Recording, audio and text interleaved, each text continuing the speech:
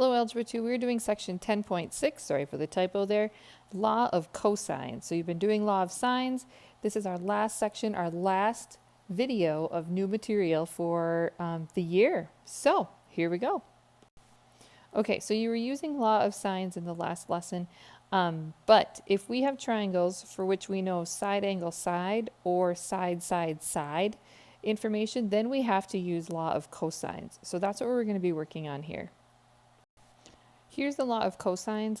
This image is in your textbook. It looks really complicated, but guys, all three of these things listed here are the same thing. It's just depending on which angle you're working with. So let's just look at this first one. If we're working with angle A, okay, notice that it's going to start out with the opposite side, a squared, equals the other two sides, b squared plus c squared, minus 2 times these other two sides, times cosine A. That same pattern works for the other two no matter which angle you're working with. It's always going to be where the opposite side and the angle are in that position in the equation, and then everything else are the other two sides of the triangle. So don't feel like you have to memorize all three of those. They are all talking about the same thing. It's just depending on which angle you're working with. In our first example here, we're going to use the law of cosines. They give us this information. They say we're going to solve the triangle. That means figure out the other angles. First thing to do is definitely draw a triangle and label what you know. So they tell us that, I started with the angle, that angle C was 32.2 degrees. I know the angle across, or the side across from that is C, and then same with the other angles. Angle A is going to be across from side A, and angle B is going to be across from side B. I'm also keeping my color coding going. I know that side A is 8 units long, and side B is 5 units long. Since I have side, angle, side here, I know I can use the law of cosines. This is the version that I'm going to use because I know A, B, and then I know angle C, and so I set it up like this. I'm going to fill in what I know. I know that A is 8, I know that B is 5, and fill that in, and times the cosine 32.2. Remember when you're doing this, guys, make sure your calculator is in degrees, not radians. That'll help you out using the trig functions. Okay, so after you plug everything in, I used a calculator for this, obviously with your cosine here. But remember to do your order of operations. All of this multiplication part has to be done first before you add or subtract. But you should get c squared to be somewhere about 21.3. And so just c is going to be the square root of that, which is going to be approximately 4.6. So that's the length of side C. Okay, so now we know side, side, side. We could keep using the law of cosines to figure out angles A and B. But just to review a little bit, we'll use the law of sines to find angle B. Okay, so I wrote out the law of sines right here, essentially setting up a proportion.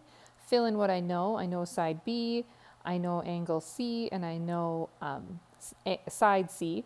Multiply both sides by 5 right here, and I would get sine of C, or sine of B, excuse me, to equal 0.579. No, I'm keeping the rest of it on my calculator just to make sure that I have all of it and I get as accurate as can be. So I take the inverse sine for that, and I would get my angle to be 35.4 degrees. So angle B is 35.4. And lastly, for angle A, we could do the law of sines, we could do the law of cosines, but most simply, we know that all three angles add up to 180. So A plus B plus C has to equal 180, which means that A is going to equal 112.4. And there you go. So solving these triangles is kind of like piecing together a puzzle, but we're giving you another tool here to help you do that, the law of cosines.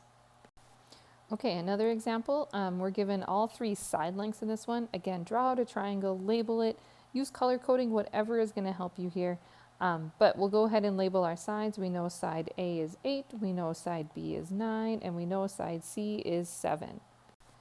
Now, if you know all three sides, you could use the law of cosines to start with any angle. I'm just going to pick B. It's at the top here. I know it's going to be the biggest angle because it's across from the biggest side. So I wrote out my law of cosines. I'm going to fill in what I know, and then we can finish solving this for angle B. All right. So there we go, and we'll finish solving this for angle B. All right, so I filled in everything I knew, and then I continued to solve this. I subtracted 64 and 49 from 81, divided both sides here by negative 112, and so I get this equals cosine B. So I'm going to do the inverse function, so the inverse cosine of 0.286, and I kept the more exact value in my calculator using the answer button, 73.4 degrees. Okay, and that's approximately for angle B.